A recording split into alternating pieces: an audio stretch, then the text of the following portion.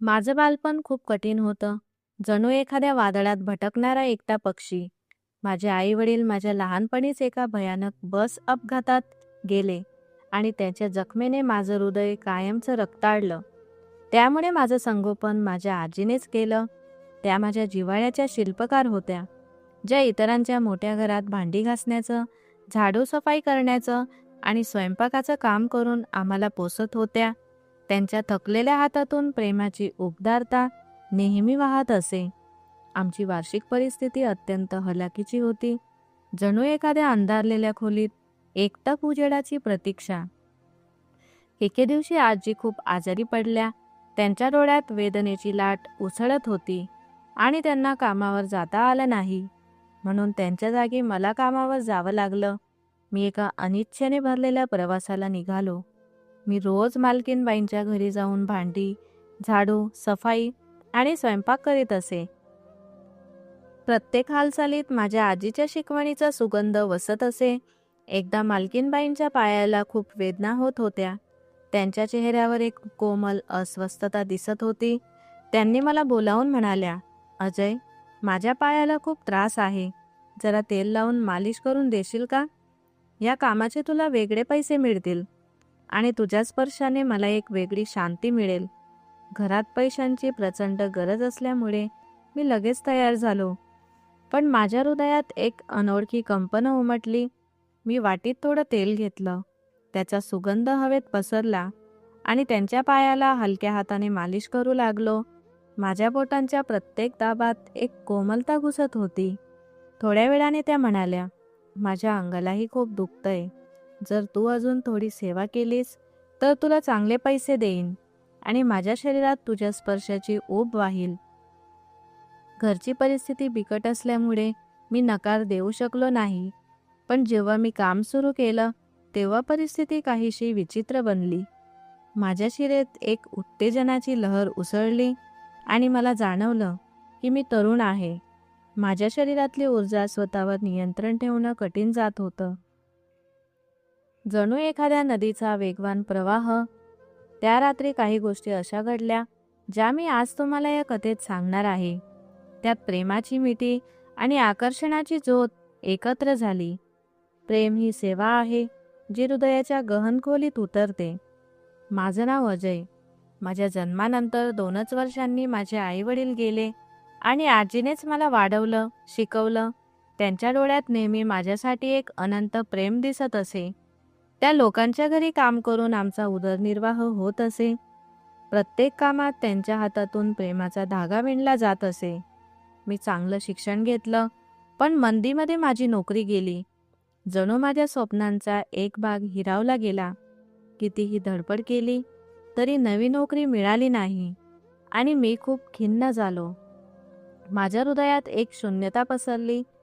आजी वयस्कर होत्या आणि दररोजच्या कष्टामुळे त्यांची तब्येत बिघडत होती. त्यांच्या चेहऱ्यावर वयाच्या रेषा अगदी गडद होत होत्या. एक दिवस त्या खूप आजारी पडल्या. त्यांच्या श्वासातही वेदना मिसळली होती. त्या दिवशी मालकीनबाईंचा फोन आला. मी फोन घेतला आणि सांगितलं, "आजी आजारी आहेत. काही दिवस कामावर येऊ शकणार नाही." तेव्हा मालकीनबाई म्हणाल्या, "जर त्या नाही आल्या तर मी दुसऱ्या कामवालीला ठेवेन." मी लगेच म्हणालो, "जर मी त्यांच्या जागी काही दिवस आलो तर चालेल का?" त्या थोडा वेळ शांत राहिल्या. जणू माझ्या आवाजात एक अनोळखी आकर्षण शोधत होत्या आणि मग विचारलं, "तुला सगळं काम येतं?" मी म्हणालो, "हो, आजीकडून सगळं शिकलेलं आहे. परिस्थितीने मला कामं शिकवले आहे." त्यांनी हो म्हटलं आणि माझ्या हातात सेवा करण्याची भावना आहे. त्यांनी हो म्हटलं. त्यांच्या स्वरात एक कोमलता होती. मग मी माझी जुनी कपड्यांची पिशवी घेतली, तुटकी चप्पल घातली आणि त्यांच्या घरी निघालो. माझ्या पायाखाली एक अनिश्चितता, पण हृदयात दृढ निश्चय. दार बंद होतं. मी बेल वाजवली. दार उघडलं आणि मला पाहताच मालकीनबाई काही क्षण थबकूनच गेल्या. त्यांच्या डोळ्यात एक आश्चर्य आणि एक चमक उमटली. त्यांनी विचारलं, "कोण पाहिजे? कोण आहे?" मी म्हटलं, "जी आजी कामाला येते, मी तिचा नातू आहे. तुमच्याशी फोनवर बोलणारा मीच." त्यांनी आश्चर्याने माझ्याकडे पाहिलं, कारण मी दिसायला चांगला आणि शरीरानेही मजबूत होतो. माझ्या डोळ्यात एक तरुण ऊर्जा चमकत होती. त्या म्हणाल्या, "तू त्या आजीचा नातू? मला विश्वास बसत नाही. तुझ्या सौंदर्यात एक वेगळीच जादू आहे." मग त्यांनी मला कामाबद्दल सांगितलं. भांडी धुणे, झाडू, सफाई करणे, स्वयंपाक करणे आणि बाकी घरकाम. पण त्यांच्या स्वरात एक नरमपणा होता. जणू हे काम फक्त कर्तव्य नव्हे, तर एक जवळीक. हे सगळं मला जमायचं म्हणून मी होकार दिला. माझ्या हृदयात एक अनोळखी उत्सुकता जागी झाली. मी रोज भांडी घासत असे, स्वयंपाक करत असे आणि इतर कामही करत असे. सुरुवातीला थोडं कठीण वाटलं, पण हळूहळू सगळं सोपं वाटू लागलं आणि मालकीनबाईंच्या डोळ्यात माझ्याबद्दल एक आदराची आणि आकर्षणाची लाट उसळू लागली. मी सकाळपासून संध्याकाळपर्यंत काम करत असे. जेव्हा मी स्वयंपाक करून त्यांना वाढत असे, तेव्हा त्या म्हणत, "तुझ्या हातचं जेवण मला खूप आवडतं. त्यात एक प्रेमाची चव आहे. जणू तुझ्या स्पर्शाने ते अधिक रसाळ झालं." लहानपणापासून आजी मला शिकवत असत आणि म्हणत, "माझा काय भरोसा, सगळी कामं शिकून ठेव. कामं कधी वाया जात नाही आणि सेवा ही प्रेमाची सुरुवात असते." एके दिवशी मी नेहमीप्रमाणे सकाळी लवकर गेलो. मी त्यांच्यासाठी नाश्ता बनवला. त्यात मी थोडे विशेष मसाले घातले. जणू माझ्या हृदयातील कोमलता. त्यांनी नाश्ता केला आणि मी दुपारच्या जेवणाची तयारी करू लागलो. सगळं पटकन आटपून मी भांडी धुतली. माझ्या हातातून पाणी वाहत असताना त्यांचा चेहरा आठवत असे. हळूहळू दुपार झाली.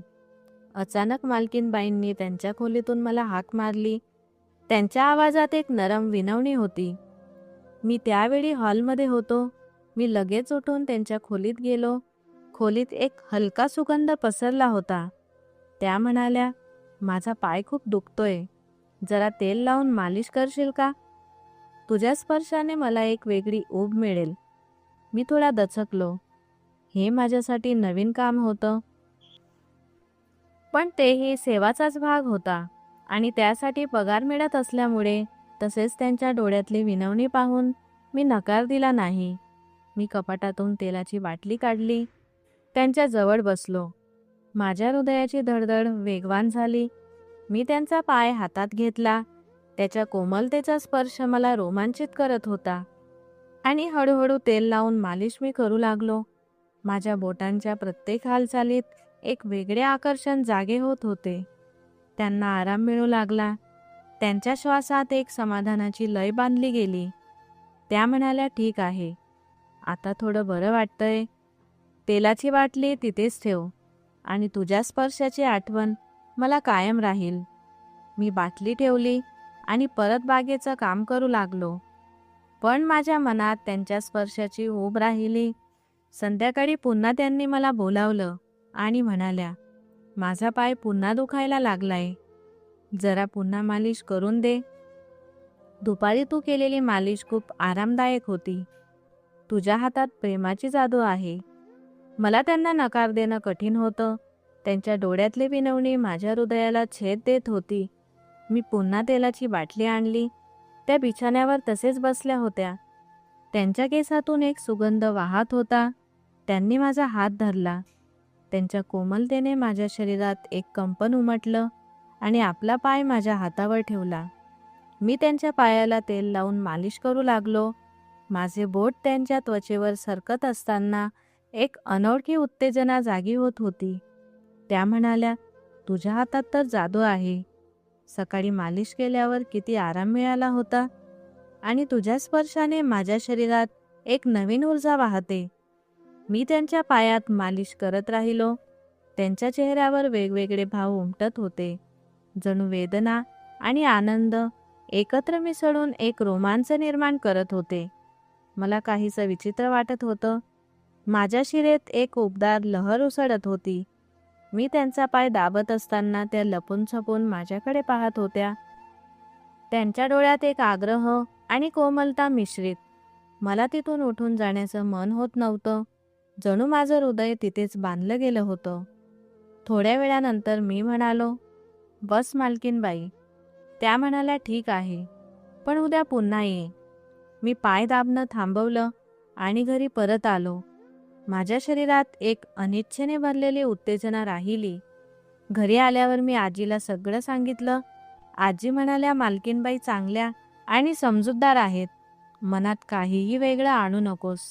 त्या वयस्कर आहेत. त्यांना खरोखरच त्रास होत असेल. त्यांची सेवा कर. देव कृपा करेल आणि प्रेम ही सेवेची फळं आहेत. दुसऱ्या दिवशी मी नेहमीप्रमाणे कामावर गेलो. मी त्यांना नाश्ता दिला. घराची साफसफाई केली. झाडू लावला. प्रत्येक कामात माझ्या हातातून प्रेमाचा धागा विणला. काही वेळाने त्यांनी मला त्यांच्या खोलीत बोलावलं. मी गेलो तर त्या हसत म्हणाल्या, काल तू माझ्या पायाची मालिश केली. खूप बरं वाटलं. आज दोन्ही पायांची तशीच मालिश करशील का? तुझ्या स्पर्शाने माझ्या शरीरात एक नवीन जागरण होतं. मला नाही म्हणायचं होतं, पण मन धजत नव्हतं. त्यांच्या हास्यात एक आकर्षण होतं. माझ्या मनात आलं, जर इतका त्रास आहे तर डॉक्टरकडे का जात नाही? वारंवार मला का बोलावतात? पण घरची परिस्थिती खराब होती. पैशांची गरज होती आणि माझ्या हृदयात त्यांच्याबद्दल एक वेगळी ओढ होती. म्हणून मी शांतपणे त्यांच्या पायांची मालिश करू लागलो. मालिश करताना माझं लक्ष वारंवार इतरत्र जात होतं. माझी बोटं त्यांच्या त्वचेवर सरकत असताना एक कंपन उमटत होतं आणि मला ते योग्य वाटत नव्हतं, पण तरीही रोमांचक वाटत होतं. त्यांच्या चेहऱ्यावरही काहीसे वेगळे भाव दिसत होते. त्यांच्या श्वासात एक वेगवान लय होती. मला अस्वस्थता वाटत होती, पण परिस्थितीमुळे मी काम थांबवू शकत नव्हतो. उलट माझ्या शरीरात एक उबदारता पसरत होती.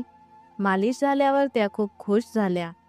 त्यांच्या डोळ्यात एक समाधान आणि आकर्षण चमकत होतं. त्यांनी पर्समधून पैसे काढले आणि माझ्याकडे केले. मी घेण्यास नकार देत म्हणालो, मी तुमच्या घरी काम करतो. सेवा करणं माझं कर्तव्य आहे आणि त्यात प्रेम मिसळलंय. त्या हलक्या स्मिताने माझ्याकडे पाहत म्हणाल्या, हे तुझंच आहे आणि तुझ्या सेवेसाठी मी तुला माझं हृदयही देईन. आणि त्यांनी पैसे जबरदस्ती माझ्या हातात ठेवले. त्यांच्या स्पर्शाने माझ्या हातात एक उत्तेजना उमटली. मी परत घरी येऊन हे आजीला सांगितलं. 2-3 दिवस मालकीनबाईंनी मला मालिशसाठी बोलावलं नाही. मी आजीला सांगितलं. आजी म्हणाल्या, कदाचित त्यांचा त्रास कमी झाला असेल, पण तुझ्या सेवेने त्यांचं हृदय जिंकलं असेल. एक दिवस दुपारी साधारण 3 वाजता मालकीनबाईंनी आवाज दिला, अजय, चहा बनवून आण. त्यांच्या स्वरात एक नरमपणा होता. मी चहा करून त्यांच्या खोलीत गेलो. चहाच्या सुगंधात माझ्या हृदयाची धडधड मिसळली. त्या म्हणाल्या, बस, थोडा वेळ इथे तुझ्या सोबतीची गरज आहे. मग हळू आवाजात म्हणाल्या, माझ्या अंगात पुन्हा त्रास सुरू झाला आहे. तू माझ्या अंगाची मालिश करून देशील का? तुझ्या हातातली जादू मला पूर्ण शांती देईल. मी म्हणालो, ठीक आहे, तुम्ही झोपा, मी करतो. पण माझ्या मनात एक रोमांचाची लहर उसळली. त्या काही क्षण शांत राहिल्या आणि मग म्हणाल्या, नको, तू संध्याकाळी ये. संध्याकाळी मालिश केलीस तर मला रात्री छान झोप लागेल आणि तुझ्या स्पर्शाने माझ्या स्वप्नात तूच येशील. तुझ्या आजीला सांग, आजच्या कामाचे मी वेगळे पैसे देईन. घरी परिस्थिती वाईट होती, म्हणून मी हो म्हणालो आणि घरी गेलो. माझ्या हृदयात एक उत्सुकता आणि भीती मिश्रित. घरी परतल्यावर मी माझ्या आजीला सगळं सांगितलं. तीही म्हणाली, जा बेटा, जर तुला पगार मिळत असेल तर काही सेवा कर. सेवा म्हणजे काय ते तू शिक आणि प्रेमात मिसळ. त्या संध्याकाळी मी पुन्हा 8:15 वाजता माझ्या मालकिनीच्या घरी पोहोचलो. खोलीत एक रोमॅन्टिक वातावरण होते. मी त्यांच्यासाठी जेवण बनवलं. प्रत्येक मसाल्यात माझ्या हृदयातील कोमलता मिसळली. 9:30 वाजता ते जेवल्या आणि म्हणाल्या, आज मी तुला तुझ्या कामाचा चांगला मोबदला देईन आणि तुझ्या सेवेसाठी माझं विश्वासू हृदयही. मी विचार करत होतो की ती कोणत्या प्रकारच्या कामासाठी इतके पैसे देणार आहे. माझ्या मनात एक अनोळखी कल्पना रंगत होती. मी हॉलमध्ये बसलो. ती मला बोलावण्याची वाट पाहत. माझ्या हृदयाची धडधड वेगवान. थोड्या वेळाने तिने मला बोलावलं आणि म्हणाली, आज मला पूर्ण शरीराचं मालिश कर. तुझ्या हातांमध्ये खरोखर जादू आहे. तुझ्या मालिशने मला शांती मिळते आणि एक रोमांच जागा होतो. मला ते थोडं विचित्र वाटलं, पण म्हणतात त्याप्रमाणे गरिबी आणि परिस्थितीला बळी पडणारे सगळेच असतात आणि माझ्या हृदयात त्यांच्याबद्दल एक ओढ वाढत होती. ती म्हणाली, माझ्या मेकअप रूममधून तेलाची बाटली घेऊन ये. मी ती आणली. खोली एका अद्भुत सुगंधाने भरलेली होती. परफ्यूम आणि सुगंधित तेलाचा मिश्रित वास हवेत लहरत होता, ज्यामुळे संपूर्ण घर प्रेमाच्या वातावरणाने भरलं होतं. मी म्हणालो, झोपा मॅडम, मी मालिश करतो. ती बेडवर झोपली. तिच्या शरीराच्या वळणांवर चंद्रप्रकाश पडत होता, एक रोमॅन्टिक दृश्य घडवत. मी तिच्या गुडघ्याखाली तिच्या पायांची मालिश करायला सुरुवात केली. माझी बोटं त्यांच्या त्वचेवर सरकत असताना एक उत्तेजनाची लहर उमटली. तिला ते आवडले असे वाटत होते. तिच्या श्वासात एक समाधानाची लय होती. ती म्हणाली, थोडे वर प्रयत्न कर. तुझ्या स्पर्शाने माझ्या शरीरात आग लावलीस. मी वरवर मालिश करायला सुरुवात केली. माझ्या हातातून तेल सरकत असताना माझ्या शरीरात एक रोमांच पसरला. मला अस्वस्थ वाटले, पण एक आकर्षणही. परिस्थिती पाहता मी शांत राहिलो. तिला खूप आराम वाटला. तिच्या चेहऱ्यावर एक विचित्र भाव होता, जणू वेदना आणि आनंद एकत्र येऊन एक भावना निर्माण झाली आहे. तिच्या डोळ्यात माझ्याबद्दल एक ओढ चमकत होती. थोड्या वेळाने ती उठून बसली. तिच्या केसातून सुगंध वाहत होता. मग मी तिच्या पाठीवर मालिश करायला सुरुवात केली. हळूहळू मी तिच्या पाठीवर तेल लावायला सुरुवात केली. माझी बोटं त्यांच्या वळणांवर सरकत असताना एक अनियंत्रित उत्तेजना जागी होत होती. ती माझ्याकडे विचित्र पद्धतीने पाहत होती. त्यांच्या नजरेत एक प्रेम आणि इच्छेची ज्योत भडकली होती. मी मुद्दाम तिच्याकडे पाहण्याचे टाळले, पण माझ्या हृदयात एक गोंधळ उमटला. मी थकलो होतो, म्हणून ती म्हणाली, आता थांबा. पण तुझ्या स्पर्शाची ऊब मला कायम राहील. मी मालिश थांबवली आणि म्हणालो, ठीक आहे मॅडम, मी निघतो. ती म्हणाली, ठीक आहे, पण लवकर परत ये. मी विश्रांती घेण्यासाठी हॉलमध्ये गेलो, पण थोड्या वेळाने मला अचानक विचित्र वाटले, जणू माझे मन अस्वस्थ होते. माझ्या शरीरात एक अनपेक्षित उत्तेजना वाहत होती. मला काय होत आहे ते मला समजत नव्हते. माझे मन मला त्या खोलीत जाण्यास सांगत राहिले. माझ्या आत एक विचित्र गोंधळ चालू होता, प्रेम आणि इच्छेचा. मी स्वतःला रोखू शकलो नाही आणि मालकिनीच्या खोलीत परत गेलो. खोलीत चंद्रप्रकाश पसरला होता, एक रोमॅन्टिक वातावरण. मालकीन माझ्याकडे पाहून हसली. त्यांच्या हास्यात एक प्रेमाची लहर होती आणि मला तिच्या शेजारी बसण्यास सांगितले. मी जाऊन बसलो. तिच्या जवळ येण्याने माझ्या हृदयाची धडधड वेगवान झाली. तिने माझा हात धरला.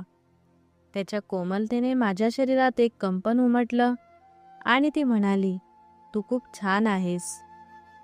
आणि ती म्हणाली, तुझ्या हातात खऱ्या अर्थाने सेवा करण्याची भावना आहे आणि तुझ्या स्पर्शाने माझ्या हृदयात प्रेम जागलं. तिच्या शब्दात एक आपुलकीची भावना होती, जणू तिच्या डोळ्यात माझ्यासाठी एक जग आहे.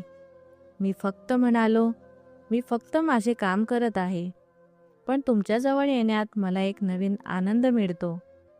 त्या रात्री सर्व काही खूप शांत होते. खोलीत चंद्रप्रकाश आला आणि वातावरण खूप गंभीर आणि रोमॅन्टिक होते. हवेत एक सुगंध पसरला. मग तिने दिवे बंद केले.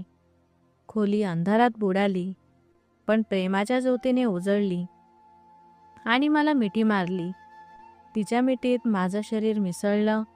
आमच्या श्वासात एक लय बांधली गेली आणि त्या क्षणी प्रेम आणि आकर्षण एकत्र नाचले, एक अविस्मरणीय रात्र घडवत.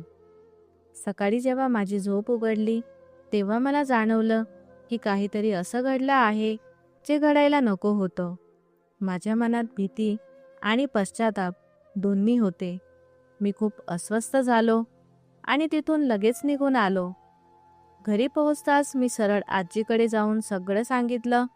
आजी मला पाहताच घाबरल्या आणि म्हणाल्या, काय झालं रे बेटा? मी त्यांना संपूर्ण घटना सांगितली. त्या खूप दुःखी झाल्या आणि म्हणाल्या, तू आता तिथे पुन्हा जाणार नाहीस. दुसऱ्या दिवशी आजीने ठरवलं की त्या स्वतः मालकीनबाईंशी बोलायला जातील. सकाळी त्या त्यांच्या घरी गेल्या आणि थेट विचारलं, तुम्ही माझ्या नातवाबरोबर असं का केलं? मालकीनबाईंचा चेहरा खाली झुकला. त्या म्हणाल्या, माझ्याकडून खूप मोठी चूक झाली. माझ्या नवऱ्याच्या मृत्यूनंतर मी पूर्णपणे एकटी पडले आणि माझ्या भावनांवर नियंत्रण ठेवू शकले नाही. त्यांच्या डोळ्यात खरा पश्चाताप दिसत होता. त्यांनी आजीची माफी मागितली आणि संपूर्ण चूक स्वतःची मान्य केली. काही दिवसांनी त्या स्वतः आमच्या घरी आल्या. त्यांनी आजी आणि मला हात जोडून म्हटलं, माझ्याकडून फार मोठी चूक झाली आहे. त्याचं प्रायश्चित्त मला करायचं आहे. त्यांनी माझ्यासाठी एक मुलगी शोधली आणि माझं लग्न लावून दिलं. तसेच त्यांच्या संपत्तीपैकी अर्धा हिस्सा माझ्या नावावर केला. आजी पूर्वीप्रमाणेच त्यांच्या घरी कामावर जात राहिल्या. काही वर्षांनी मालकीनबाईंचं निधन झालं. त्यांच्या मृत्यूपत्रात त्यांनी ते घरही आजीच्या नावावर करून ठेवले होते. मालकीनबाईंचे पती बरेच वर्षांपूर्वी गेले होते. त्यामुळे त्या एकाकी व भावनिकदृष्ट्या कमजोर झाल्या होत्या. पण चूक झाल्याची जाणीव होताच त्यांनी योग्य मार्गाने प्रायश्चित्त करून आम्हाला आनंद दिला. ज्या घरात मी एकेकाळी नोकरी करत होतो, तेच घर आता माझं स्वतःचं झालं. मी आणि माझी पत्नी त्या घरात सुखाने आयुष्य जगत आहोत. तर ही कथा आपल्याला शिकवते की आयुष्यात परिस्थिती कितीही कठीण का असेना, माणसाने आपले संस्कार, प्रामाणिकपणा आणि आत्मसन्मान कधीही सोडू नये. चुका सर्वांकडूनच होतात, पण स्वतःची चूक मान्य करून योग्य पाऊल उचलणं हीच खरी मानवता आहे. तर मित्रांनो, ही होती आजची कथा. आवडली असेल तर लाईक करा आणि आमच्या चॅनलला सबस्क्राईब करा. पुढील व्हिडिओत भेटू. धन्यवाद.